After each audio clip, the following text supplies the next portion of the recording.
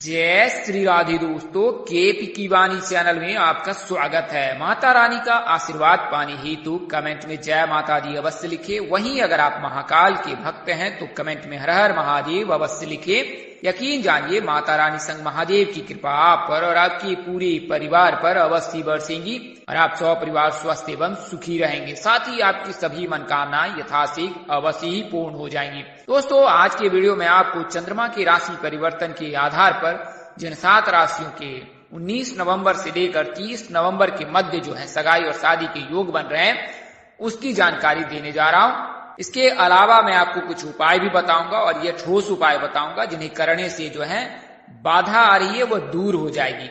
आइए उससे पहले आपको केपी की वाणी की सेवाओं के बारे में बता देता हूं। तो केपी की वाणी एक ऐसा चैनल है जिस पर केवल और केवल विवाह संबंध, सगाई संबंध की जानकारी दी जाती है।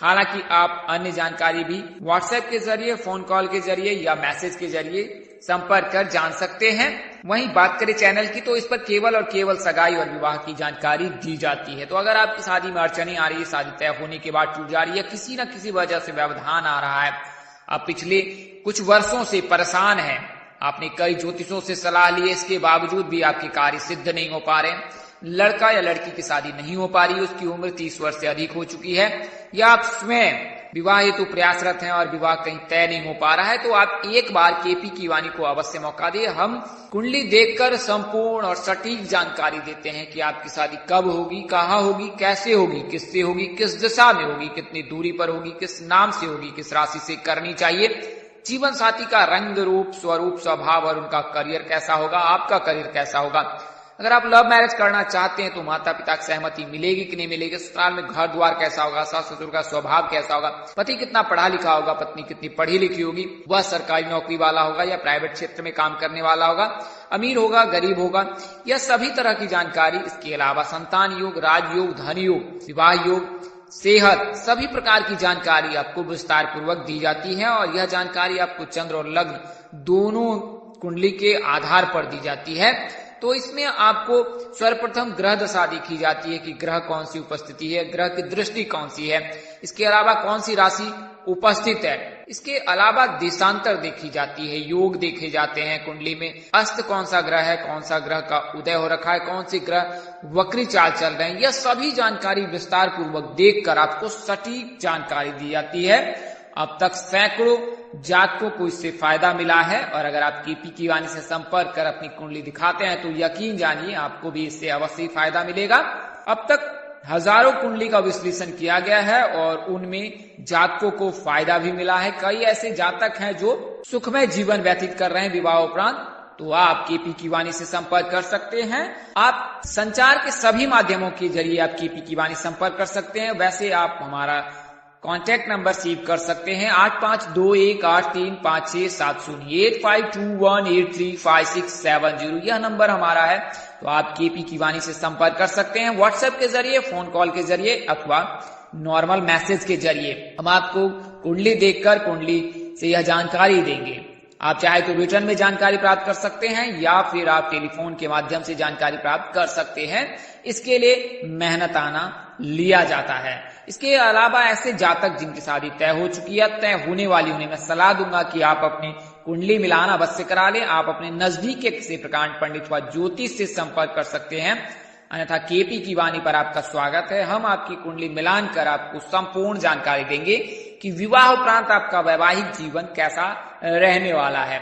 शास्त्रों में निहित है भकुर दोष, नारी दोष लगने पर विवाह न करना चाहिए। ऐसी परिस्थिति में अगर आप विवाह करते हैं तो विवाह उपरांत जो है वैवाहिक जीवन में परेशानियां आती है। भकुर दोष 3 तरह के होते हैं, नारी दोष भी 3 तरह के होते हैं और इनका विश्लेषण बारीकी से करना चाहिए। साथ ही मंगल का प्रभाव भी देख लेना चाहिए। अगर मंगल रहता है तो उसका निवारण करा ले तो ज्यादा उत्तम होता है। इसके अलावा चांडाल योग, काल सर्प दोष, पितृदोष, इन दोषों का भी निवारण करा लेना चाहिए।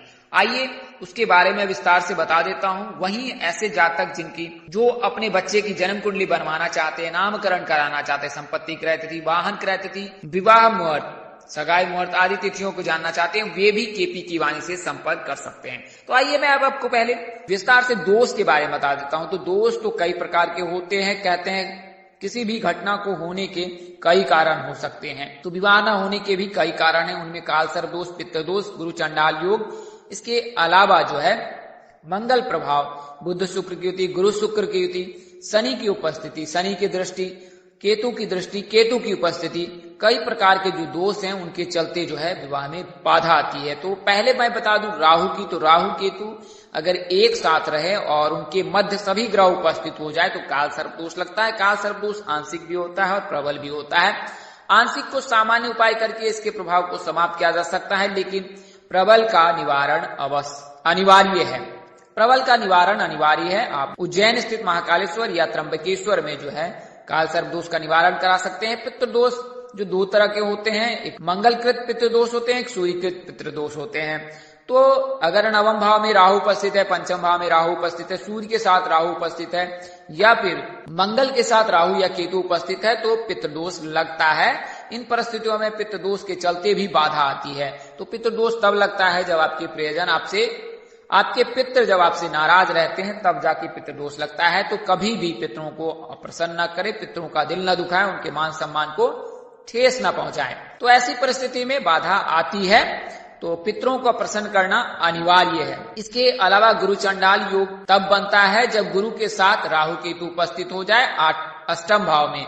तो गुरु चंडाल योग बनने पर जो है विवाह में बाधा आती है और इसका निवारण अनिवार्य है।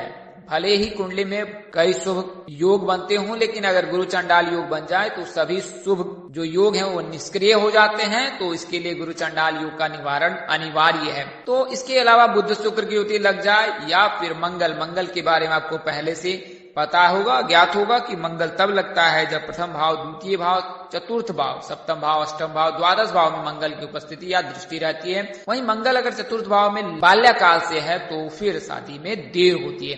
तो ये कई प्रकार के जो कारण हैं उनके चलते जो है विवाह में दिक्कत आती है। आइए अब मैं आपको वीडियो में जानकारी देता हूं कि चंद्रमा का जो राशि परिवर्तन हो रहा है वो कब से हो रहा है और कैसे हो रहा है। तो 19 नवंबर से जो है चंद्रमा का राशि परिवर्तन होगा। तो 19 नवंबर को जो है चंद्रमा जो है वो कन्या राशि में प्रवेश करेंगे और 2.25 दिनों के लिए कन्या राशि में रहेंगे। इसके पश्चात तुला राशि में प्रवेश कर जाएंगे और तुला राशि में भी 2.25 दिनों तक रहेंगे 21 नवंबर को। और फिर 23 नवंबर को वृश्चिक राशि में प्रवेश करेंगे और फिर 2.25 दिनों तक वृश्चिक राशि में रहकर 25 नवंबर को धनु राशि में प्रवेश कर जाएंगे और फिर 2.25 दिनों तक रहने के बाद मकर राशि में और इसके पश्चात कुंभ राशि में प्रवेश करेंगे। तो इस प्रकार जो है कुल मिलाकर 6 राशियों में जो चंद्रमा का गोचर होगा 19 नवंबर से लेकर 30 नवंबर के मध्य। इसके अलावा जो है शनि जो है वर्तमान समय में जो है वो यानी कि कल से शनि जो है मार्गी चाल चलेंगे। इसके अलावा जो है नवंबर महीने में कई ग्रहों का राशि परिवर्तन हो रहा है। बात करें सूर्य की, तो सूर्य जो है तुला राशि से निकलकर वृश्चिक राशि में प्रवेश करेंगे। वहीं बात करें मंगल की, तो मंगल जो है वो मिथुन राशि से निकलकर फिर से वृषभ राशि में आ जाएंगे वक्री चाल चलकर। बात करें गुरु की, तो गुरु वर्तमान समय में मीन राशि में और मीन राशि में उपस्थित रहेंगे, लेकिन 24 नवंबर की तिथि को जो है गुरु मार्गी हो जाएंगे। बात करें राहु की, तो राहु अभी वर्तमान समय में मेष राशि में उपस्थित और मेष राशि में ही उपस्थित रहेंगे। तो राहु के उपस्थिति से जो है मेष राशि के जातकों के अचानक से रिश्ते आ सकते हैं, कुंभ राशि के जातकों के अचानक से रिश्ते आ सकते हैं, मकर राशि के जातकों के लिए अचानक से रिश्ते आ सकते हैं। तो 3 राशि के जातकों के जो है अचानक से सब कुछ होने के योग बन रहे हैं, यानी चटमंगनी पटब्याह जैसी स्थिति 3 राशियों के बनेंगे। इसके अलावा बुध की बात करें तो बुध जो है वर्तमान समय में तुला राशि में उपस्थित है और इसके पश्चात वृश्चिक राशि में गोचर कर जाएंगे। वहीं बात करें शुक्र की, तो शुक्र भी वृषभ राशि में गोचर कर जाएंगे 11 नवंबर को। तो कुल मिलाकर कहे तो सूर्य वृश्चिक राशि में, शुक्र वृश्चिक राशि में, बुध वृश्चिक राशि में गोचर करेंगे। वहीं बात करें चंद्रमा का, तो चंद्रमा का मैंने आपको विस्तार पूर्वक 10 दिनों की जानकारी दे दी है। गुरु मीन राशि में रहेंगे, राहु मेष राशि में उपस्थित रहेंगे, केतु तुला राशि में उपस्थित रहेंगे। तो कुल मिलाकर सभी ग्रहों की जो ग्रह स्थिति है वो मैंने आपको बताई है। आइए अब मैं आपको विस्तार से जानकारी देता हूं। तो ज्योतिष में जो चंद्रमा के बारे में आपको बताया गया है वो आपसे बता देता हूं। तो ज्योतिष में चंद्रमा जो है मन, माता, मानसिक स्थिति, मनोबल, द्रव्य वस्तुओं, यात्रा, सुख, शांति, धन संपत्ति, रक्त, बाई आंख, छाती आदि के कारक होते हैं। चंद्रमा राशियों में कर्क और नक्षत्रों में रोहिणी, हस्त और श्रवण, नक्षत्र का स्वामी होता है। यह लगभग 2.25 दिनों तक किसी एक राशि में उपस्थित रहता है। इसके पश्चात यह दूसरी राशि में गोचर कर जाता है। चंद्रमा अगर बली है तो माता जी के साथ संबंध मधुर रहते हैं, माता जी की सेहत अच्छी रहती है। वहीं चंद्रमा अगर कमजोर है तो माता जी को किसी न किसी प्रकार की परेशानी बनी रहती है। साथ ही घर में पानी की भी कमी होती है।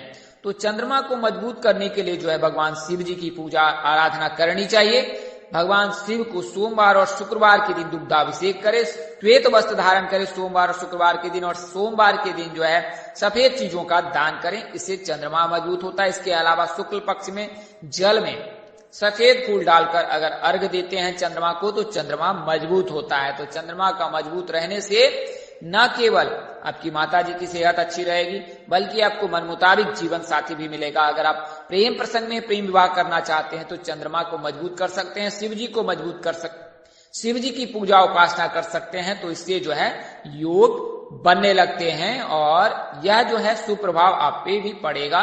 यानी कि अगर आप प्रेम प्रसंग में प्रेम विवाह करना चाहते हैं तो शिव जी की पूजा करके आप चंद्रमा को मजबूत करके मनचाहा जीवन साथी की प्राप्ति कर सकते हैं। आइए अब राशियों के बारे में बता देता हूं, 7 राशियों के बारे में। तो पहली राशि मेष राशि है। मेष राशि के जातकों के बारे में मैंने आपको बताया है कि अचानक से इनके रिश्ते आ सकते हैं। मेष राशि के जातकों का नाम अक्षर ALE से होता है। इनके लिए विवाह प्रस्ताव PRA नाम से आ सकता है और इनमें से किसी एक जातक के साथ विवाह के प्रबल योग बन रहे हैं।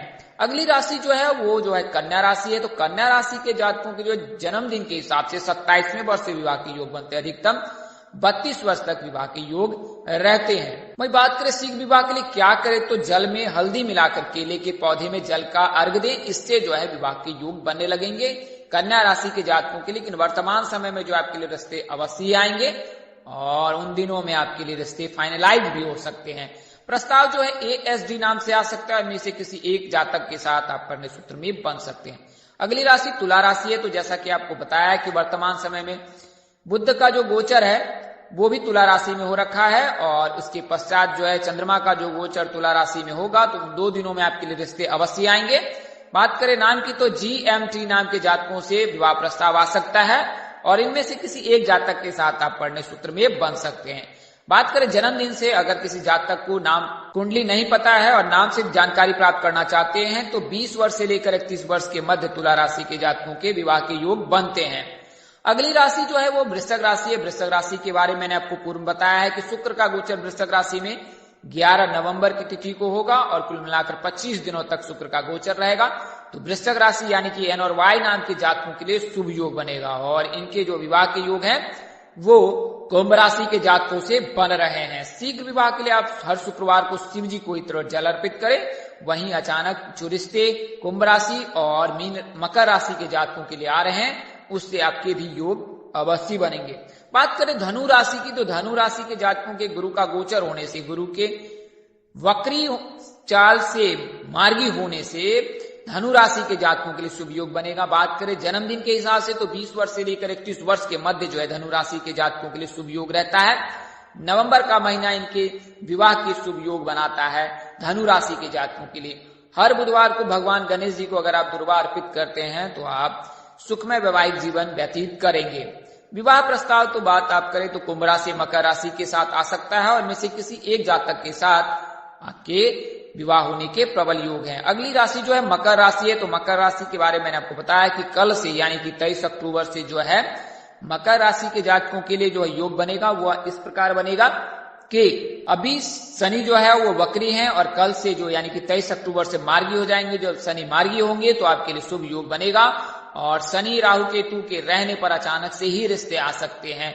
तो मकर राशि यानी कि J नाम के जातकों के H और Y नाम के जातकों से विवाह के प्रबल योग रहते हैं। उसके अलावा जो है तो मकर राशि के लिए अचानक से रिश्ते भी आ सकते हैं और उनके साथ विवाह के भी योग बन रहे हैं। बात करें उम्र की तो 21 से लेकर 30 वर्ष के मध्य जो है विवाह के योग रहते हैं। पश्चिम दिशा में विवाह के योग बन रहे हैं। मकर राशि और कुंभ राशि के जो राशि स्वामी शनिदेव हैं और इनके आराध्य देव यानी कि भगवान शिव जी हैं आराध्य देव।